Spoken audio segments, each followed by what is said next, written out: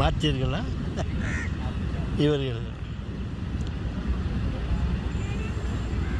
இவர்களை பார்த்தீர்களா?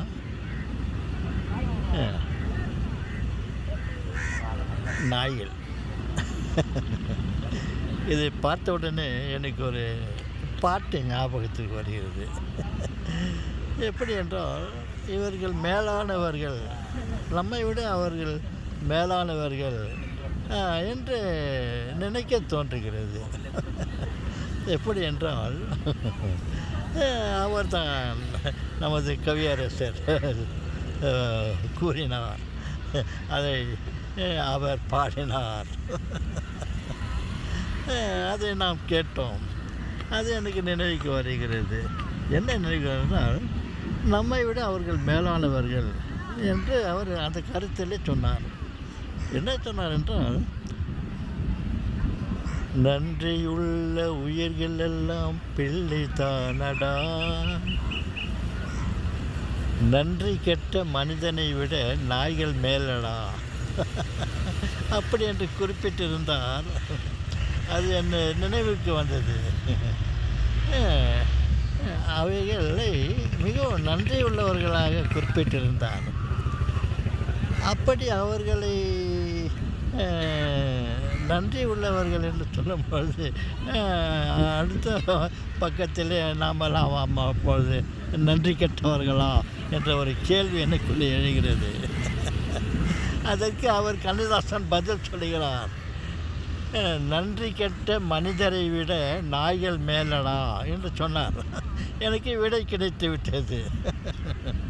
ஓகே, நாமும் அவர்களைப் போல் இருக்க முயற்சி செய்வோமா? நன்றி உள்ளவர்களாக இருக்க முயற்சி செய்வோம். மறுபுறம் பார்த்தால் நாய்கள், அவைகள் நாய்கள், மறுபுறம் நாம் நாய் டாக் இந்த திருப்பி பார்த்தால் கடவுள். அந்த கடவுள், நாயும் கடவுளும் ஒரு ஜாதி, நாமும் கடவுளும் ஒரு ஜாதி. எனக்கா நமக்குள்ளே கடவுள் இருக்கிறார். தாத்தா, நீங்கள் ரொம்ப பில்டப் பண்ணுறீங்க தாத்தா. சரிங்க தாத்தா, நீங்கள் சொல்கிறது ஒரு விதத்தில் கரெக்டாக தாத்தா. நம்ம விட நாய்கள் நன்றி உள்ள பிரியாணி. என்ன தாத்தா, பிரியாணியா? சாரி, பிரியாணி இல்லை, பிராணி. பிராணி பிராணி.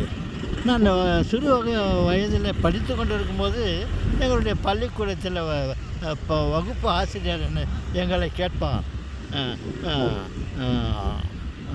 நாய் அப்புறம் பிரயாணம்,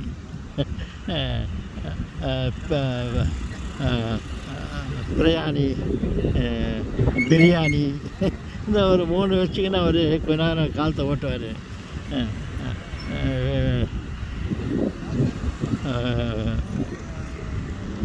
பிராணி பிராணி என்றதுக்கும் பிரியாணி என்பதற்கும் பிரியாணி என்பதற்கும் அவர் விளக்கம் கூறிக்கொண்டு சில நேர காலத்தை கடத்துவார். ஏதோ ஒன்றை பற்றி நமக்கு சொல்ல வருவதற்கு முன் உதாரணத்துக்காக இதை பேசுவார்.